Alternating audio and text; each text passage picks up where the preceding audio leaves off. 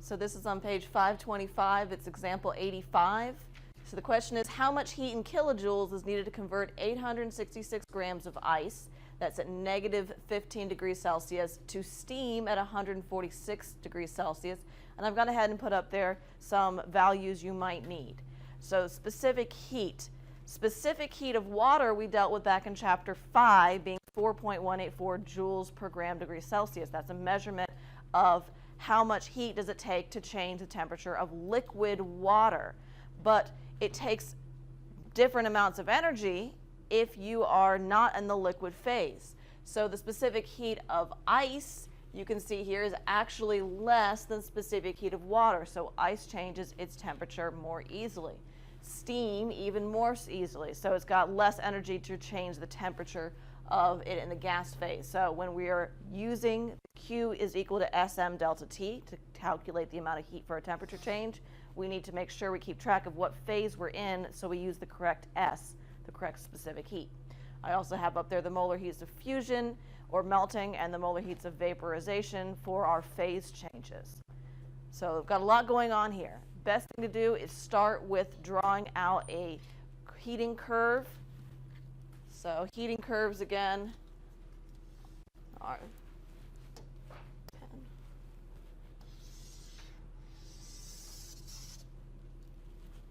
And it's going to be the temperature versus time.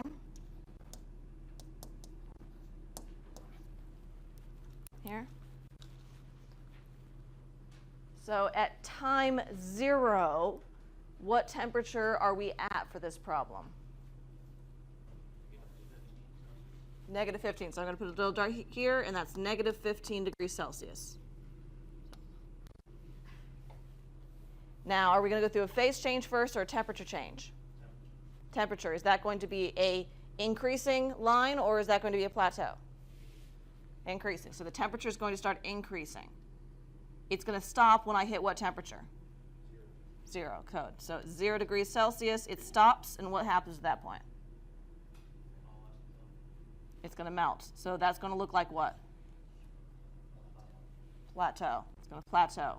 And during this plateau is where it is melting. At some point it's all melted, and then it's going to start doing what again? Rising in temperature. Now it's going to rise up to what temperature? Good, 100. So at 100 degrees, it's going to hit another phase change. That's where it boils. So we're going to plateau again.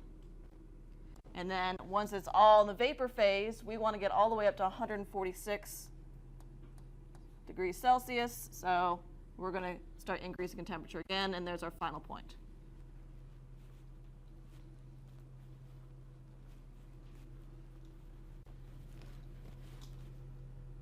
So, color here. Each one of these regions is going to have its own Q, its own amount of heat that we have to calculate. So I'm just going to label them and number them. Q1 then will be the amount of heat it took to heat that ice from negative 15 degrees up to 0 degrees. Q2 is going to be the phase change where it melts.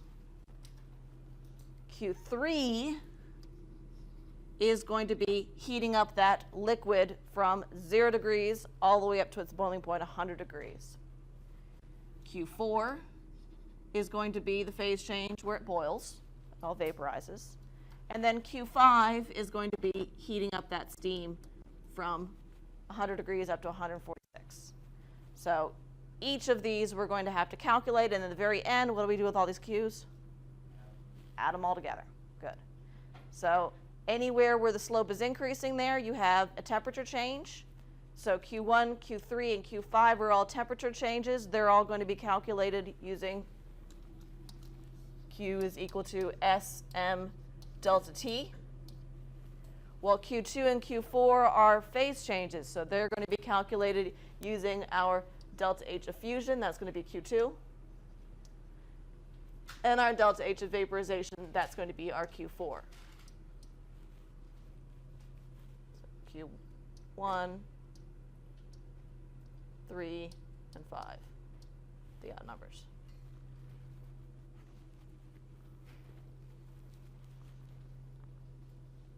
So both of these are formulas not that hard, it's just you have to do it multiple times. It's a little tedious. So first of all, Q1 is this region here where we go from -15 to 0, so that's the temperature change. So Q1 is going to be SM delta T.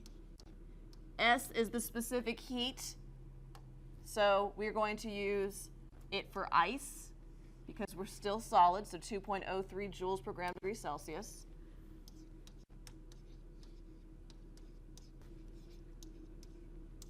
M is the mass, so what is our mass here? Good, 866 is our mass.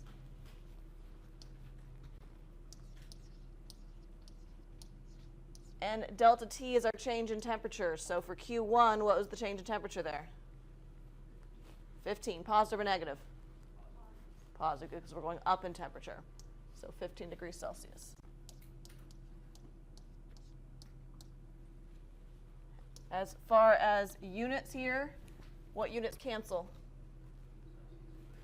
Good. Celsius cancels and grams cancel, and we're left with joules.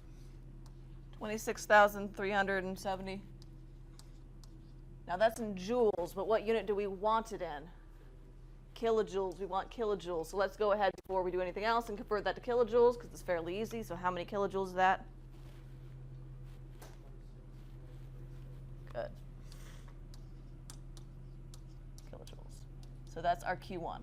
Q2 is a phase change. So phase changes goes off of the molar heats of, in this case, fusion because we are melting. So molar heat of fusion is 6.01 kilojoules per mole.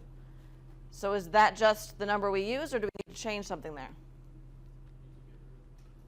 Good, we need to get rid of moles because we just want kilojoules. So we need to multiply by moles. So how do we find moles? Good, divide our mass by our molar mass. So moles would be our 866 grams of water divided by what's the molar mass of water? Good, 18.016, or we'll just round to 0.2 grams per mole. 48.06 moles. So Q2 is the melting, so that's going to be the molar heat of fusion times how many moles we have. So molar heat of fusion again was 6.01 kilojoules per mole.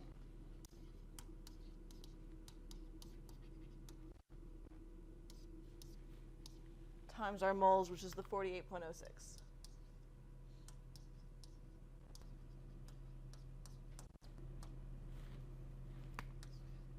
And we're already in kilojoules, so we don't need to divide by 1,000.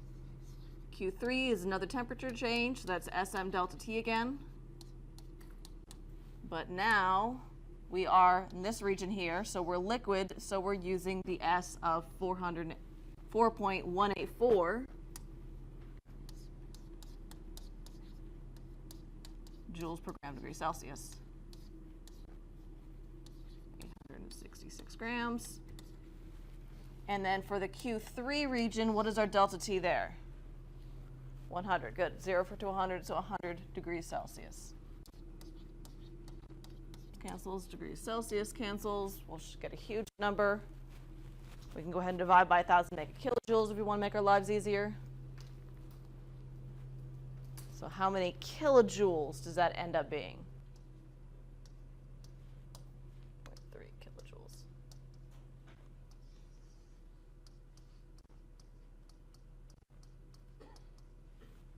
All right. 3 down, 2 to go. So next Q4 is vaporization. That's where it's boiling. So molar heat of vaporization times the moles again. So now molar heat of vaporization is 40.79.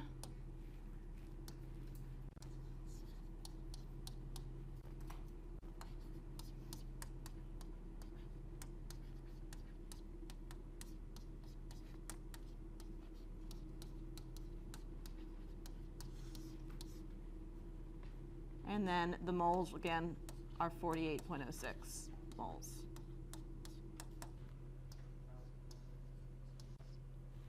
Yeah. One more Q to go, Q5. So how are we going to calculate Q5? Good, SM delta T, and which S are we going to use? It's this is our S, 1.99.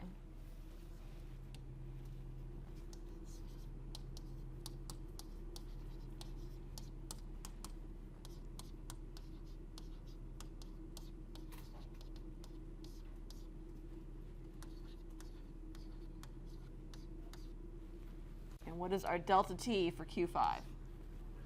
46. Go to 100 to a 46, 46. And then we'll do the same thing we did last time. Go ahead and divide by 1,000 to make our math easier.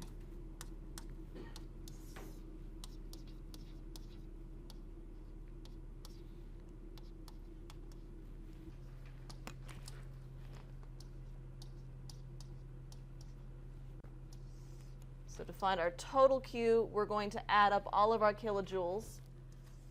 So that means all of these guys. Add them all up. Which we only have two sig figs, or three significant figures in our mass, so I'm going to round that to 2,720 kilojoules.